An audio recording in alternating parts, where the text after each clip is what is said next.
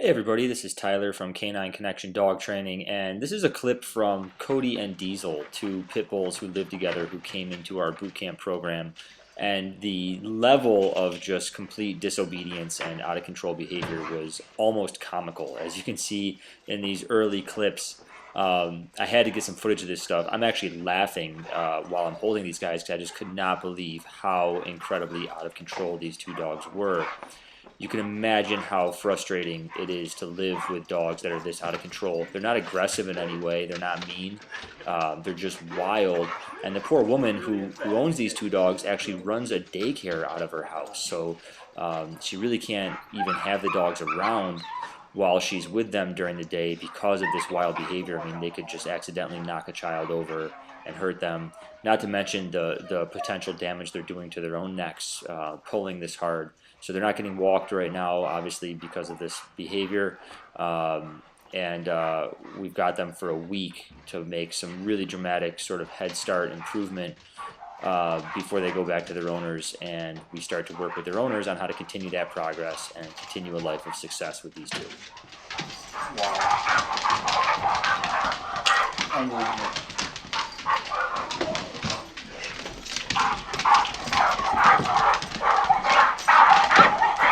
There they are.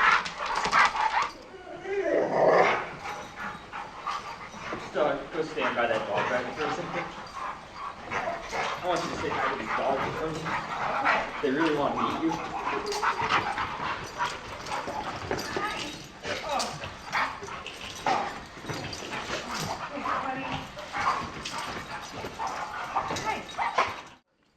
So this is the very first training session with Cody, who is the more powerful of the two dogs. And basically all I'm doing right now is getting him used to the way I use a leash and also getting him used to the sensation of a training collar. We have him fitted with a prong collar. It's just gone on him for the first time.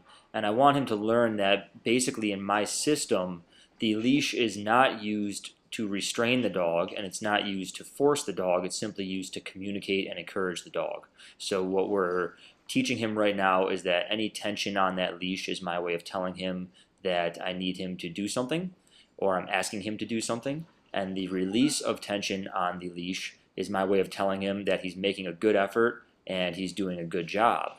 So ultimately, I want him to learn that he's the one who can make choices about whether or not he feels any pressure on that leash and collar at all. And you're going to see here in a moment that all this chaotic movement in the beginning starts to look very orderly. So here he is after only about 4 minutes of my system. He's paying very close attention to me now.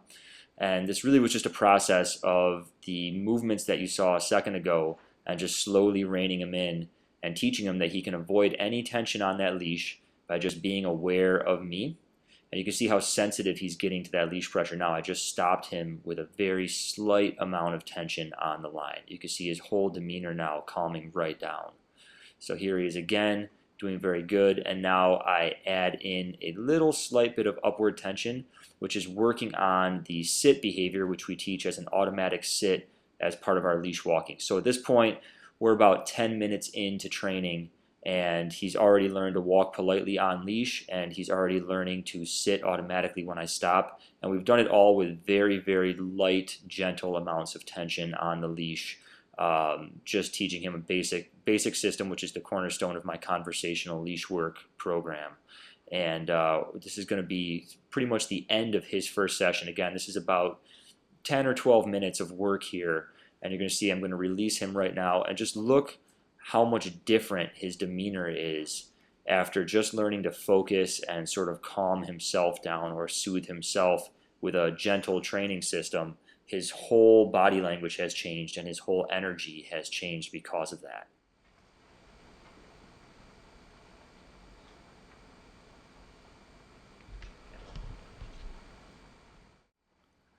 His brother Diesel proved to be a quicker study, and in fact, as soon as I put a properly fitted prong collar on him, he was walking right at my side. So I decided to move directly into teaching him the place command, as that would be the best way for him to still learn about my leash work program and still learn about how I use the leash to help communicate. What you can see here is that he's actually a little bit nervous about stepping on the board. He's never stood on anything like that before. So I'm putting a very, very slight amount of pressure on the leash in the direction that I want him to move. I'm holding my hand this way very intentionally so you can see that I'm only putting fingertip amounts of pressure. So I'm allowing him to sort of move back and forth there, but always maintaining just a little bit of tension on the leash. And what I'm waiting for is any subtle sign that he's shifting into a more cooperative state of mind, and it's about to happen right there. So notice I take all the tension off the leash, and he actually completes exactly what I want him to do on his own. He just put his feet on the board, stepped over it, and moved onward. I'm not requiring him to stop there at this point. So by just being patient and releasing pressure at the right time, he actually did the action on his own rather than being forced. And now he's going to pretty much do it with almost no prompting with the leash because he saw that I was very, very patient with him. That was perfect. From there, he picked up on what I was asking him to do very quickly. So at this point, we've got him going to the board, stopping on the board. He's sitting on his own. I don't require that. And I'm just adding some food reward in to balance out the training for him. So he's getting the contrast of what I do like and what I don't like. And it's making training a little bit more enjoyable for him. So here I stop him from walking away, guide him back, and then once he's stable, we're going to reward him again. And we just repeat that process over and over and over again, and it makes a very clear picture in his head of exactly what we expect from him. And by the end of the day, this dog will be able to stay stationary in a specific spot for probably up to 10 or 15 minutes at a time.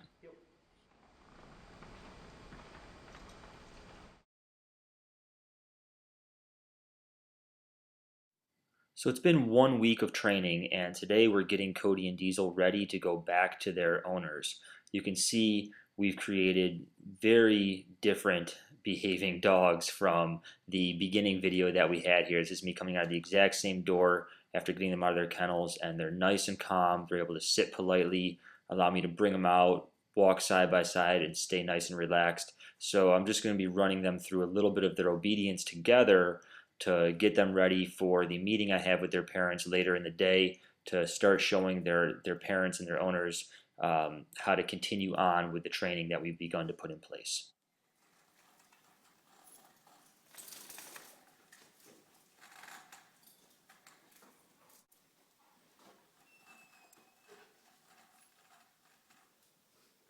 Cody, down. Boy.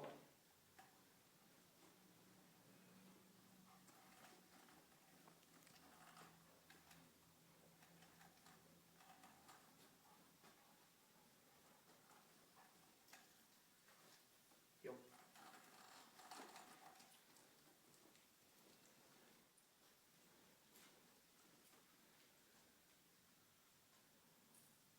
Diesel, down.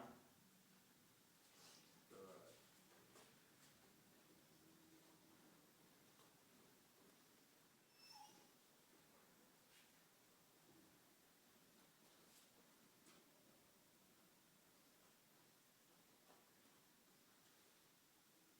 Yep.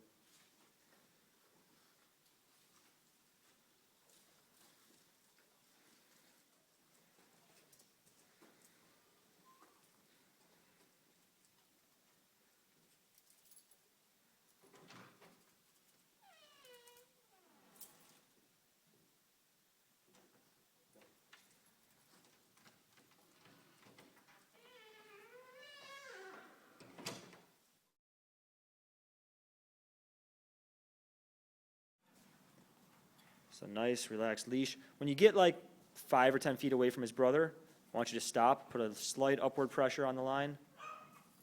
Hold the pressure up until his butt drops down. Now relax. Good. Good.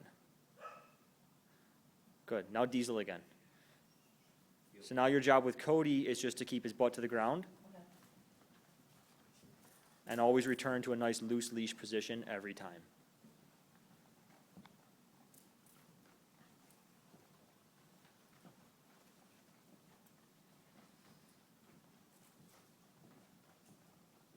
Good. Relax the leash. Perfect. Stop there. He sits. Beautiful. Now notice he started sitting before you even added any tension to the leash, and that's what we want. So your action of stopping your motion is actually the cue to sit. So eventually you won't have to do anything with the leash. It becomes automatic. And that's what we want to happen. Now I'm going to challenge you. You haven't really done this yet, but I want you to just walk up to the board, and when you're about 2 feet away, just tell him place and guide him if you need to. Place. Good. And then once you see that he's settled in and that he's not going anywhere, you can drop that leash and walk away. So now return to him, grab his leash, tell him heel, walk him back towards to his brother, and then have him sit again.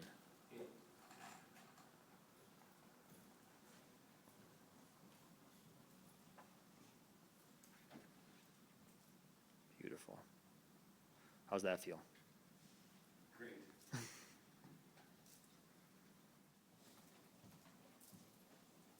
Good. Wow, that's nice. So stop and sit him. Beautiful. Good. I like that. That's Yeah.